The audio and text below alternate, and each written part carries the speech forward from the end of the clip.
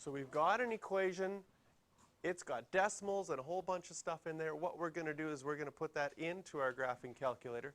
We're going to go to y equals. I'm going to clear out all the other ones that I've had from before. So we write negative 4.9. The equation had t for time.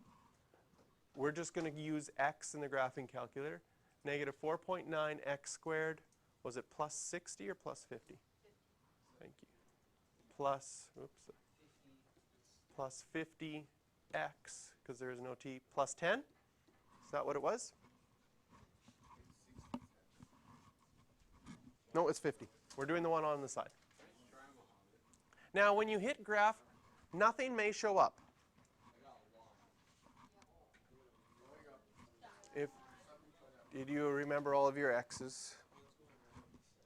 Yeah, y equals. Okay, yours might be zoomed. Yours is zoomed. Okay. Yeah. Oh, mine has that same line. There it is. All right. Now, you can't see very much of this, right? One of the things you can do, because that does not look much like a parabola.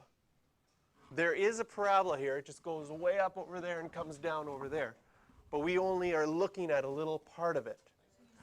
So we need to zoom out. A couple of things for zooming out. You can choose zoom out 3 and push enter when it comes back, and it will zoom out, and it may show you more.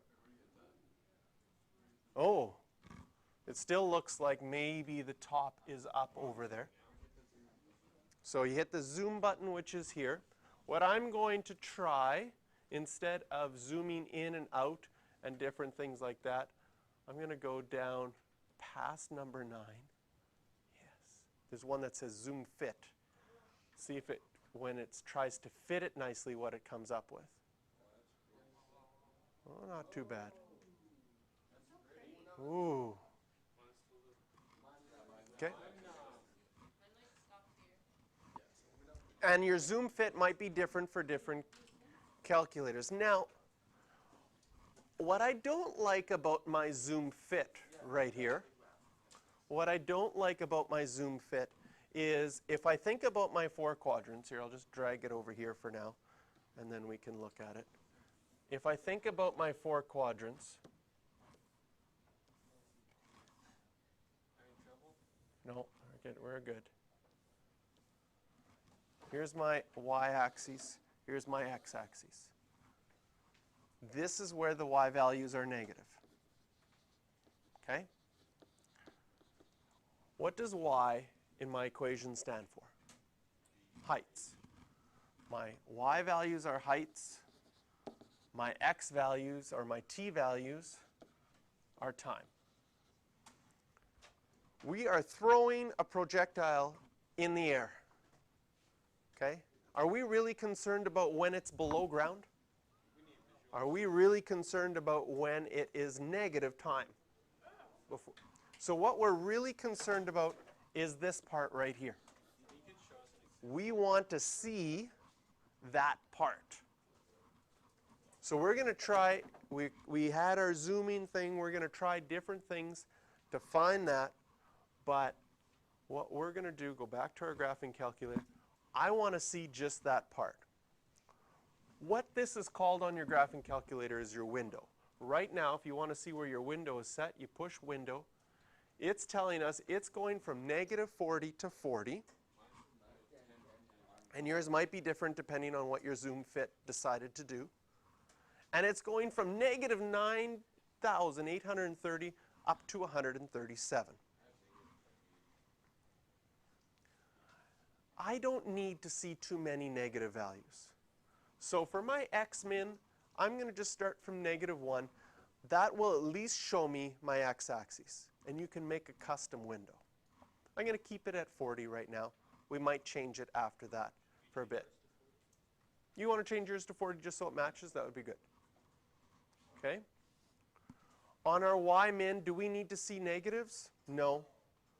So maybe negative 1 for that as well. But I'll keep my y maximum that they have because they figured that out. And I'm going to hit graph. to see what it looks like now.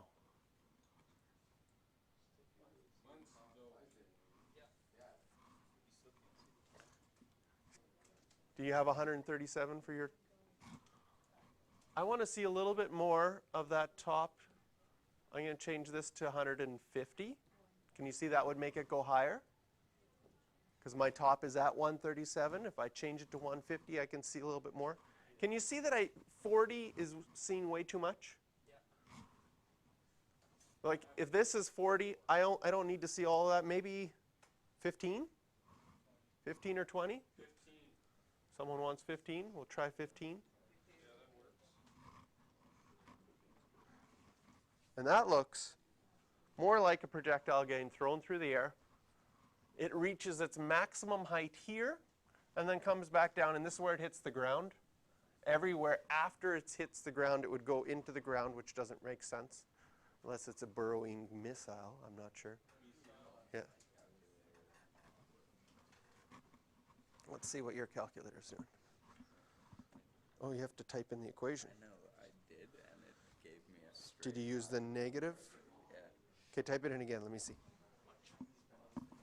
All right, so this is a better graph than what we had before. That a little smaller. Delete this one.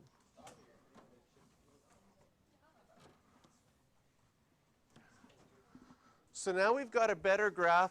Some of the things that you can do when you graph it from your graphing calculator, okay? We would label this H for height. This is our H, this is our T for time. We labeled it from 0 up to 150, and from 0 all the way to 20. That's what, or 15 we decided, right?